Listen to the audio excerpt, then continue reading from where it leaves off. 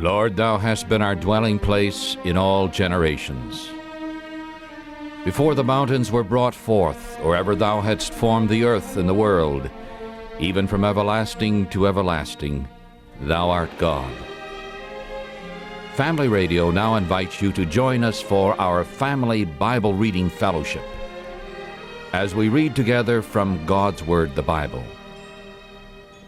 Here to seek the face of Him who alone has been our help in ages past,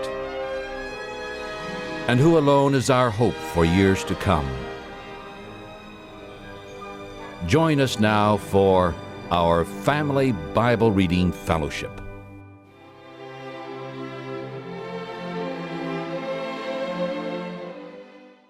Genesis chapter 12. Now the Lord said to Abraham, Go out of your country and from your kindred and from your father's house into a land that I will show you.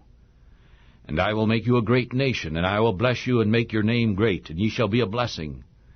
I will bless those that bless you, and curse the one who curses you. And in you shall all the families of the earth be blessed. And so Abram departed, even as the Lord had spoken to him. And Lot went with him, and Abram was 75 years old when he departed from Haran. And Abram took Sarah his wife, and Lot his brother's son, and all their substance that they had gathered, and the souls that they had gained in Haran, and they went forth to go into the land of Canaan, and they came into the land of Canaan. And Abram passed through the land to the place of Shechem, unto the place of Moreh, and the Canaanite was in the land at that time, and the Lord appeared to Abram and said, I will give you this land to your seed. And he built an altar there unto the Lord who appeared to him. And he moved from there to a mountain on the east of Bethel. And he pitched his tent with Bethel on the west, and Hai on the east.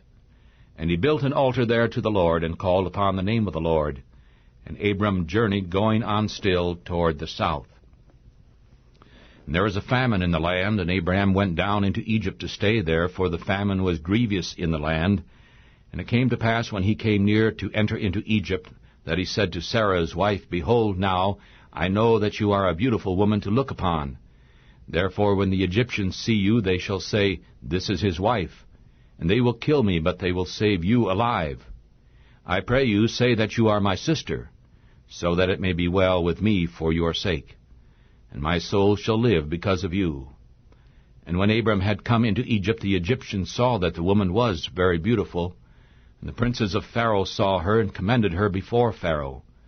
And the woman was taken to Pharaoh's house, and he treated Abram well for her sake.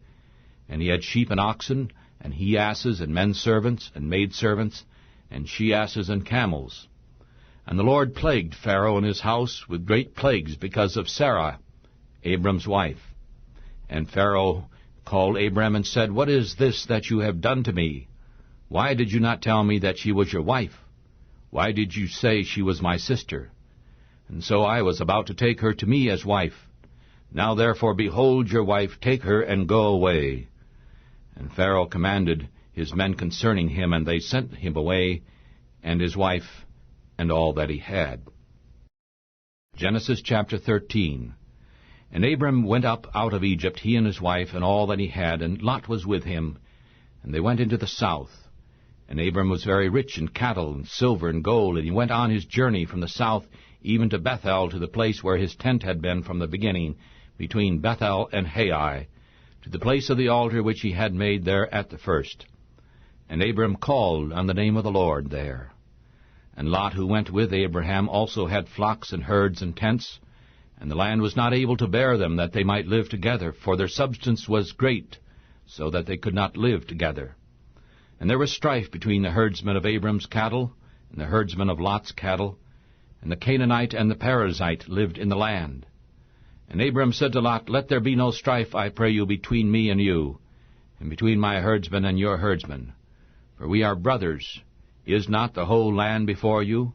I pray you, separate yourself from me. If you take the left hand, then I will go to the right. Or if you go to the right hand, then I will go to the left. And Lot lifted up his eyes and saw all the plain of Jordan, that it was well watered everywhere, before the Lord destroyed Sodom and Gomorrah, even like the garden of the Lord, like the land of Egypt, as you come to Zoar. Then Lot chose all the plain of Jordan for himself, and Lot journeyed east, and they separated themselves from one another. And Abram lived in the land of Canaan, and Lot lived in the cities of the plain, and pitched his tent toward Sodom. But the men of Sodom were wicked and sinners before the Lord, exceedingly so. And the Lord said unto Abraham, after Lot was separated from him, Lift up your eyes now, and look from the place where you are, to the north, and to the south, and eastward, and to the west. For all the land which you see I will give to you, and to your seed forever. And I will make your seed as the dust of the earth, so that if a man can count the dust of the earth, then shall your seed also be counted. Rise up and walk through the land, in the length of it and in the breadth of it, for I will give it to you.